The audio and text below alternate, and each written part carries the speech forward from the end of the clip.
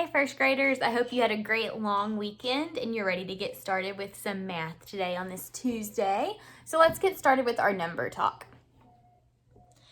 All right, so here I have a few number sentences for you, and these number sentences focus on the math fact strategy that we are learning for the month of January. Actually, two math fact strategies, the +1 and +2 math fact strategy. So what I want you to do is press pause and solve these problems, and then we'll check your work and see how you did. So go ahead and press pause for now and solve each one of these. Okay, let's see how you did. So the first one that we have is 1 plus 10. 1 plus 10. What did you do to solve this problem and what did you get for your answer? All right, so 1 plus 10. What you may have done is use the commutative property to flip this equation around and make it 10 plus 1. That may have been easier for you to solve. You can do that anytime you have a problem, as long as you flip them around and it's addition. You can't really do that with subtraction. But when you add, if you flip the add-in, sometimes it makes it easier for you to solve. So 10 plus 1. Whenever you're adding 1, all you have to do is go up one number. So what is 1 more than 10? 1 more than 10 is 11. So 1 plus 10 equals 11. All right, our next problem here was adding 2. We have 9 plus 2. So to solve 9 plus 2, all you have to do is go up 2. So I have 9, 10, 11. 10, 11. See, that's going up 2. 9 plus 2 is 11. You could have also, if you wanted to, broken this 2 apart into 1 and 1 and added that 1 to 9 to make it 10 and then do 10 plus 1 to get 11. You can do it that way as well. All right, your next problem was 5 plus 1. What is 5 plus 1? 5 plus 1 equals, well, remember, all we have to do is count up 1 since we're adding 1. So 5, 6. 5 plus 1 equals 6. And then finally, we have 7 plus 2, adding 2 here. So you just have to count up 2. So 7, 8, 9. 7 plus 2 is 9. All right, so how did you do on those problems? Did you do well? Good. Okay, we're going to move on to our word problem now, and we'll use AptsCheck to help us solve it.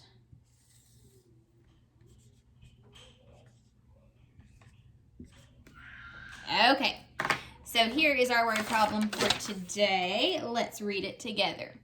Ready? Rosie counted 10 big snowflakes and 4 little snowflakes. How many snowflakes did Rosie count in all? Okay, let's go back through this problem now, and I want you to listen for the question that we're being asked. So listen for the question as I read. Rosie counted 10 big snowflakes and 4 little snowflakes. How many snowflakes did Rosie count in all? What's the question in this word problem? We'll see, here's the question mark. All questions end with a question mark. Let's look for where the sentence begins. Right there. Here's our capital letters. So the question is, how many snowflakes did Rosie count in all? That's what we're trying to figure out. How many snowflakes did Rosie count in all? Now let's listen as I read the word problem again and listen for important information that's going to help us figure out how many snowflakes there were in all. Rosie counted 10 big snowflakes and 4 little snowflakes. What do you hear that's important there? 10 big snowflakes. That's important, right? Because it's about snowflakes. And 4 little snowflakes. Okay, so that 10 and the 4 are both important because they tell us about snowflakes. Now let's move on to our plan so that we can get ready to solve this problem. So we'll be deciding if we need to add or subtract. And here's our little part whole mat. Okay, we're trying to solve how many snowflakes Rosie had in all. We want to know how many total. So whenever you have to solve how many total or how many in all, that is finding the whole. So on our mat here, we're trying to solve for the whole right here. The parts that we know about, Rosie counted 10 big snowflakes and 4 little snowflakes. We're trying to solve the whole. Okay, so are we going to need to add or subtract to do that? Well, if she counted some big and some little and we want to know how many in all, we've got to add them together to figure that out. So our number sentence will be 10 plus 4. 10 plus 4. That's what we're going to be solving. Okay, so let's go ahead and solve our problem. I think the first time I solve this problem, I am going to draw it. That sounds like fun. Let's draw 10 big snowflakes. So 1, 2, 3, 4, 5, 6, 7, 8, 9, 10. Here's my 10 big snowflakes, and then we need 4 little snowflakes. 1, 2, 3, 4. All right, now let's see how many there are in all. Ready? Let's count. 1, 2, 3, 4, 5, 6, 7, 8, 9, 10, 11, 12, 13, 14. So I counted 14 snowflakes in all. I'm sorry, my 4 was a little weird there. There we go. 14 in all. Now before I'm done, I'm going to check it one other way to make sure that I get the right answer. This time I think I will use some teddy bear counters to help me solve this. So my big snowflakes, I am going to use purple bears for them. So let me put out 10. 1, 2, 3, 4, 5, 6, 7, 8, 9, 10. Okay, so there are my 10 big snowflakes. And then for my 4 little snowflakes, I'm going to represent them using blue. So 1, 2, 3, 4. There are my 4 little snowflakes. Now let's count how many in all. Ready? 1, 2, 3, 4, 5, 6, 7, 8, 9, 10, 11, 12, 13, 14. So there are 14 snowflakes in all here, and there were 14 snowflakes here. So both ways that I worked the problem, I got the same answer. So I know for sure 10 plus 4 equals 14. I can also answer the question now. How many snowflakes did Rosie count in all? She counted 14. Okay, we're going to move on to our math lesson. So this week in first grade, we are focusing on learning about coins. This week, we're not practicing counting the coins. We're just practicing being able to recognize the coins and knowing the name of each coin and how much its value is or how much it's worth. So this may be a little tricky to do virtually because it can be kind of hard to see the coins. I'm going to do the best I can, but you'll also want to practice at home with coins too. Okay, so let's just start by talking about some of the different coins. Let me put them all in my hand here for just 1 second. Sorry, they're hard to pick up. Okay, so all of these are all called coins. These are coins, right? Now, some of these coins are the same coin, and then some of them are different. So let's talk about the name of each coin. Okay, this copper brown coin here, it's hard to see. I'm gonna try to hold it. There we go. Okay, so you can see what the front of this coin looks like, and then the back. The front of the coin is called the heads. It has a head on it. Every coin has a head on the heads side. And then the back of this coin is called tails. Do you know the name of this coin? This is the penny. So this is a penny. The penny is probably one of the easiest coins to recognize because it's the only one that's this brown color. The other coins are silver, but this is brown. This is the penny. Do you know how much a penny is worth? A penny is worth 1. It's worth 1 cent. So we can show 1 cent in several ways. We can write it like this. This is how you spell cent. Cent. It has a soft C at the beginning. It sounds like it may start with an S, but it's really a C that makes that sound. Cent. So here's 1 cent. It can be written out like this, where you have the number 1 at the beginning, or it can be written in all words. We can also show 1 cent using what's called the cent or cents sign. So to do that, you just put 1 and then your cent sign. The cent sign is a C and then a line through it like this.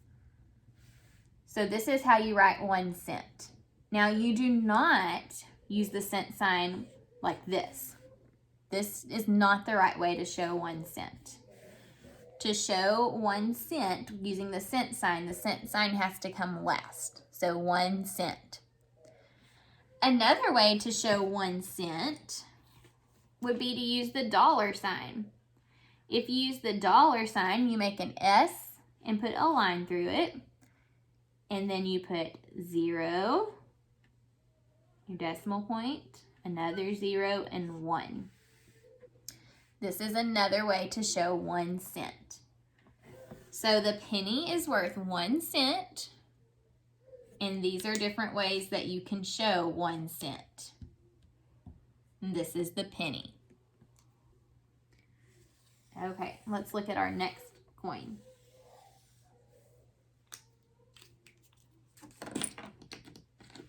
Here's the next coin that we're going to talk about. You see it? It is a silver coin. Its edges are nice and smooth. Here's the back or the tails side. I don't know that I can make it to where it's not blurry, but something neat about the tails on this one, it actually tells you how much this coin is worth. So if you forgot, you could look on the back here and it tells you 5 cents. So this coin is worth 5 cents. Do you know the name of this coin? This coin is a nickel. A nickel.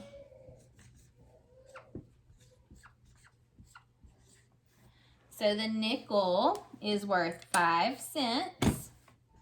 It can be written several different ways. You could spell it out. You can use the cent sign to represent 5 cents. So 5 and your cent sign. Or you can represent it using the dollar sign. So your dollar sign, $0, and then a 0 and a 5. That's 5 cents as well. Okay, so far we have our penny and our nickel. Let's look at the next coin. The next coin we have here is this one. It is the smallest coin. It's smaller than a penny, and this can sometimes be confusing. It's a little bit smaller than a penny, but it's worth more. It's worth more than a penny. So look at this one carefully. There's the head side, and this is the tails.